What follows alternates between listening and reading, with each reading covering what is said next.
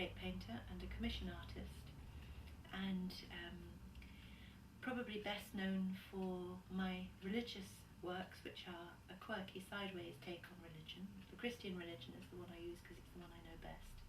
And Jesus on the Tube is the most well-known of my paintings, and I have a website dedicated to it, so you can on that, which is www.jesusonthetube.co.uk. Steve Shaw was my partner, and he was 51 and died 8 weeks ago of cancer. He was a very healthy man, and he was a very clean living man and a very strong-willed man. He was diagnosed on the 4th of September with liver cancer and lung and lymph cancer, and on the 4th of December we had his funeral. In those weeks, Steve went from this, which is a portrait I was commissioned to paint of him before he died, when he was well with his daughter. That's the face that I want you to remember. Steve was very brave and very simple in many ways. He was a fellow because he was very wise. I'm working on pictures of Steve through his illness and after his death because I was so touched and moved by the dignity of his dying and the beauty he showed me in his heart and his soul as he faded away and packed up and accepted all the indignities that the cancer threw at him, and how he never complained. He didn't have a bad word to say about anybody. It's interesting that Steve was in denial about his own death until 6 days before he died, and all the paintings which I'm going to show you deal with those last 6 days. Steve Shaw and his death, and the paintings that I've done of him dying and dead.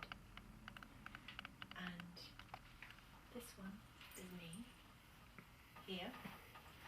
That's me, nothing around me, on my own in the middle, completely alone, completely isolated.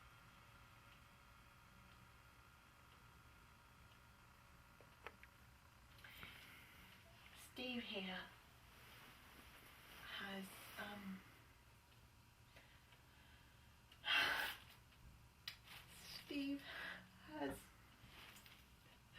sunk into himself, and his face had no muscle power, so he couldn't keep his mouth up, and he couldn't keep his eyes from rolling.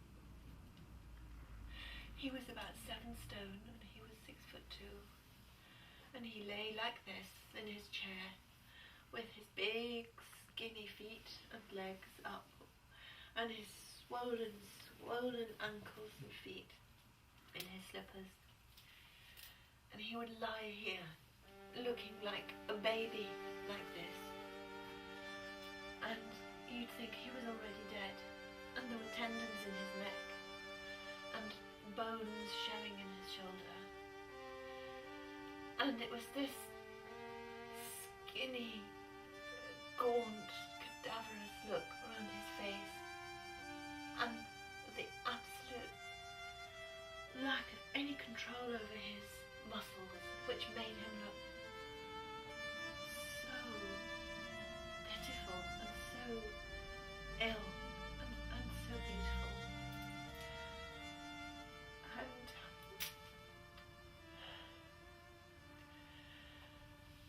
And he could hear everything everyone was saying. He knew what we were all saying, and I would say to him, "Can you hear us?" And he would just flick his eyes a little.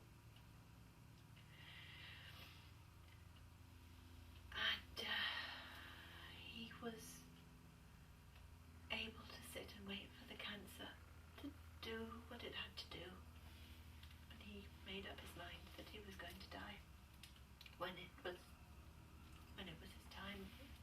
So So he was waiting here. And I, of course, was taking photographs of him. With his permission, of course.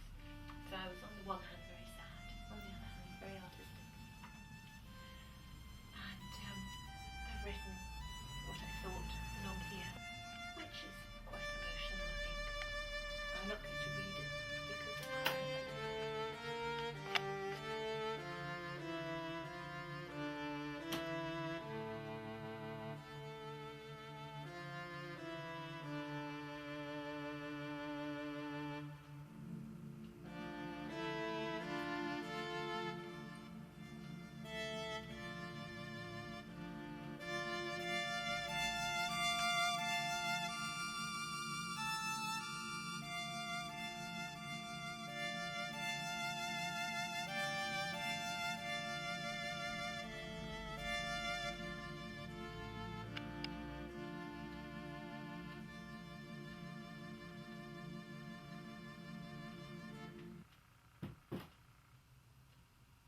Here,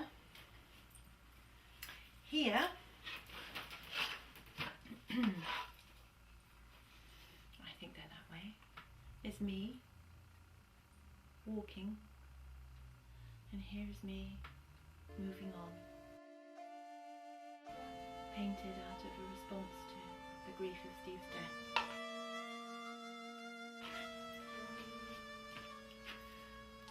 And here is one that's very close to my heart because this is a diptych.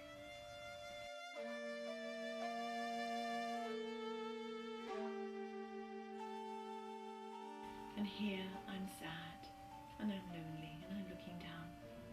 But here I'm sad and lonely and looking down. But I can still have my tea.